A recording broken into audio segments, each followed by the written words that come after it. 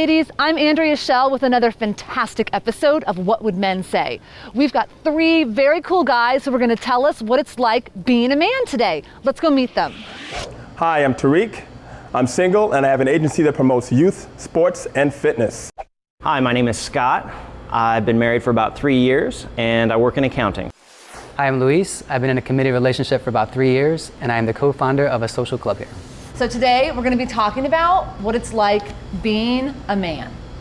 It's great. I don't know if I'm the answer to that one. I mean, for me to consider what it's like to be a man today, I'd have to honestly think of like what it's like to be a man like back in the prehistoric era, which probably really isn't any different from what it's like being a man now. We still have to hunt, still have to provide protection in some cases. Yeah, we really haven't evolved that much. And like you were saying, back when you were a caveman, that's what you're supposed to do. You're supposed to provide and protect.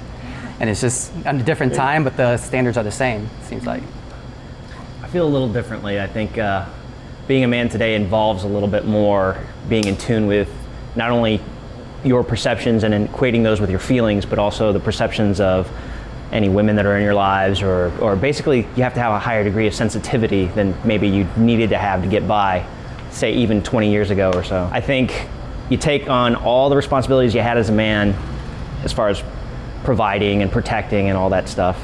You take all that and you toss in a little bit of the spice of understanding sensitivity and feelings and things that aren't necessarily considered manly back in the day, and sometimes not even today. You know, you just have to sort of I don't know about accept that. This is the married guy. Exactly. You could tell when he said sensitivity and feelings. I said, okay, yeah, you're married. Would you agree that you have to be more sensitive than, say, a guy like you would have had to have been in, say, the 50s? No. No? No, I don't really think it's that much different. I mean, what? We just have more media, more attention. I don't think guys need to be any more sensitive now than they were in the 50s, the 40s, the 30s, the 20s. I mean, the ultimate end game of relationships, if it's changed that much, somebody didn't tell me. Okay. You know? What are some of the misconceptions that women have about men? Ooh. That we're not sensitive. Yeah, I mean, I think we have a different type of sensitivity. Okay. You know, what women find sensitive is not necessarily what men find sensitive. So, you know, when women probably think, you know, that the guy doesn't care about my feelings or, you know, how she's feeling at the moment, it's not that. It's maybe that we just can't relate to what you're going through at the moment. We're fixers. So when women come with a problem like my girlfriend does, we just want to fix it. And a lot of times women, they don't want to fix it, they just want to talk about it. And that's how they fix it. It's just by expressing themselves, and then they feel better. And that can actually wear you down sometimes, you know, just sit there and listen, and you're like, well, the problem's right there in front of you, just fix it. You know, so women see that as us not being sensitive, but really we're just trying to get to the solution. I think the biggest misconception is that you can take the generalization of what is a man? Oh, well, a man is into sports, all they want is sex, they look at us and they undress us with their eyes all the time. So you can't generalize us. Like, women hate to be generalized, you know? They all are individuals and they have their hopes and their dreams. They want us to understand that. Well, it sort of works the same way with guys too. Yes, we're brutal, we grunt, we are, you know, we have terrible body functions and stuff like that. And I like my body functions. we're guttural, but that's every guy. There's more underneath that we don't necessarily feel like women care to take into account. It's not sex 24/7. Trust me. There's much more important things at the moment that I need. 22/7. Yeah, it might be like 21 hours instead of 24. But still, there's other things that consume me throughout the day.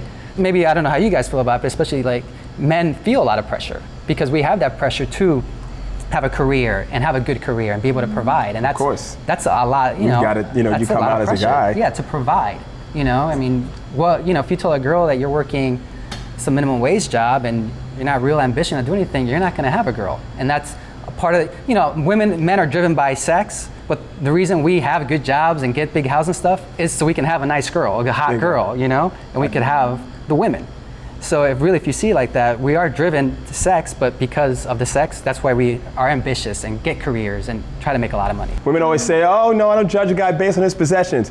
Okay, I tell you what, me and you are gonna get in a hoopty, right? And we're gonna try to get into a swank restaurant. You see how that works out.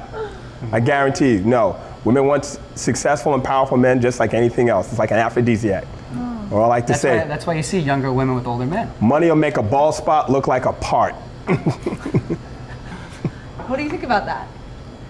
I think that might be one of the generalities that men have about women. Okay. And it might be one of the things that we just have to take for granted, because I have yet to see a lot of evidence counter to what they're saying. Yeah, I mean, do we feel like women are really after status?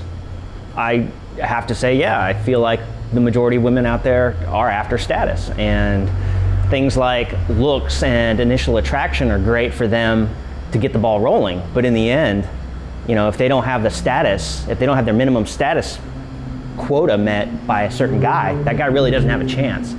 That's all we have for you today, ladies, but check back soon for part 2 on being a man and find out what else Luis, Tariq, and Scott had to say. We'll see you then. What I love about women, quirkiness, sexiness, definitely sensual. Being able to dress up in a business suit, and then when you get home, get out of that business suit and become completely the opposite. A great cook. Yes, ladies, the quickest way through a man's heart is still through his stomach. I pretty much love everything about women. I love the way they feel, their touch when they touch me. I love looking at women. I can appreciate all women. I could look at one woman, whether she's tall, short, fat, skinny, it doesn't matter, and I could find something beautiful about her. So I just love everything about women.